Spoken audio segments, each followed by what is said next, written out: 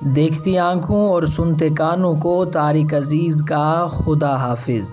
معروف T V میزبان اور اداکار طارق عزیز نہیں رہے۔ ان کے انتقال کے ساتھ ایک زمانہ تمام ہوا۔ ان کی عمر 84 برس تھی۔ طارق عزیز نے پی ٹی وی کے 1974 میں شروع ہونے والے پروگرام نیلام گھر سے شہرت پائی۔ 1997 سے 1999 تک مسلم لیگ کے ٹکٹ پر MNA رہے۔ انہیں 1992 میں پرائڈ آف پرفارمنس سے بھی نوازا گیا۔ مشہور سپریم کورٹ حملہ کیس میں ان کا نام لیا جاتا رہا۔ انہوں نے اپنے کیریئر کا آغاز ریڈیو سے کیا اور انہیں پی ٹی وی کا پہلا اینکر ہونے کا اعزاز بھی حاصل ہے۔ ان کی پنجابی شاعری پر مشتمل کتاب ہمزاد دا دکھ شائع ہو چکی ہے اور ایک قومی اخبار میں وہ کچھ عرصہ کالم بھی لکھتے رہے۔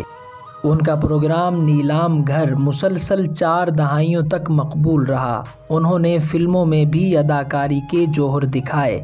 ان کا ایک شعر ہے کہ ہم وہ سیاہ نصیب ہیں طارق کے شہر میں، کھولیں دکان کفن کی تو سب مرنا چھوڑ دیں۔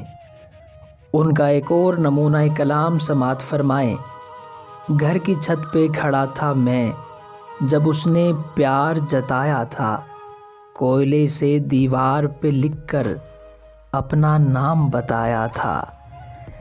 طارق عزیز 1936 میں جالندھر میں پیدا ہوئے اور 2020 میں یہ درخشاں باب تمام ہوا۔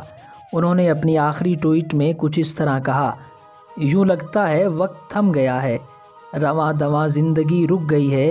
کئی دنوں سے بستر پر لیٹے لیٹے سوچ رہا ہوں کہ آزادانہ نقل و حرکت بھی مالک کی کتنی بڑی نعمت تھی۔ نہ جانے پرانا وقت کب لوٹ کے آتا ہے، ابھی تو کوئی امید نظر نہیں آتی۔